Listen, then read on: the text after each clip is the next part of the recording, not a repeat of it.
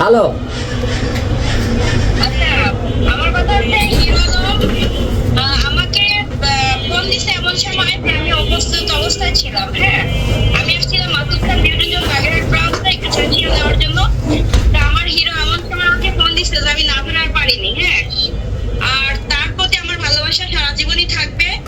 আর তাকে মানে কি বলবো, আমি চাই তার সামনের দিনগুলো আহ, আমাকে নিয়ে ভালোভাবে মানে কাটুক, এতটুকুই।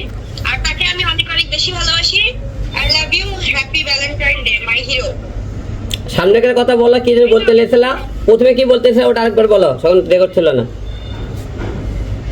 আচ্ছা, আমার কথা হচ্ছে তুমি আমাকে যে কোনো ভাবেই ফোন দাও, যে কোনো রকমে যেভাবেই থাকি না কেন আমি সেভাবেই আমি ধরার চেষ্টা করি। আর আমি তোমাকে অনেক অনেক বেশি ভালোবাসি।